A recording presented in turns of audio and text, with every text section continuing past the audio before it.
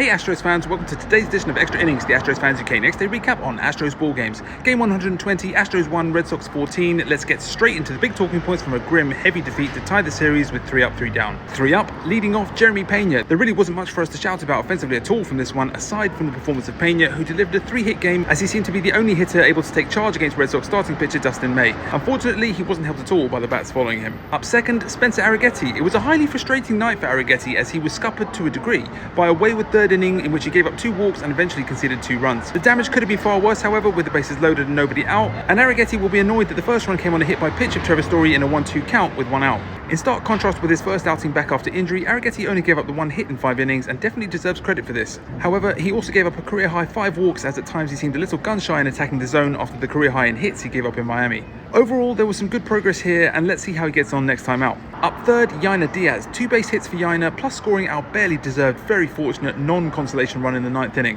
And that's pretty much the end of the positives. 3 down, first out, Sean Dubin. In his first outing back following a month or so out with injury, Dubin had a nightmare, somewhat curiously brought in by Joe Espada with 2 outs in the 6th to replace Stephen Oker. Dubin proceeded to give up a 3-run homer to Carlos Narvaez that put us down 0-5 and effectively killed the game, before then giving up a 2-run homer to Alex Bregman, which, as the ultimate insult, hit low down on that infamous right field foul pole to put us down 0-7 and finished. A terrible night for Dubin, and he'll be desperate to put it behind him. Second out, the offense. Handcuffed by Dustin May for 6 innings, we paid the price for Jacob Melton strikeout looking with runners at the corners in the 2nd inning, pretty much the only real scoring chance we would have all game, one to forget as a lineup.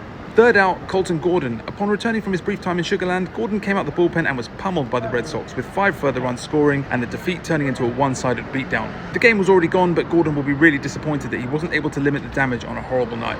A couple of extra points to finish on. Closing concern. Whilst it wasn't relevant in defeat here, the news that Josh Hader is heading to the 15-day IL with a shoulder issue is a huge blow for us. We can only hope that it isn't a long-term problem, and in the meantime, our bullpen will need to shuffle accordingly to try and best plug the gap left by Hader's absence. And all to play for. An ugly loss in the end, but it's only 1 game and we get the chance to bounce back in the series decider with Hunter Brown on the mound.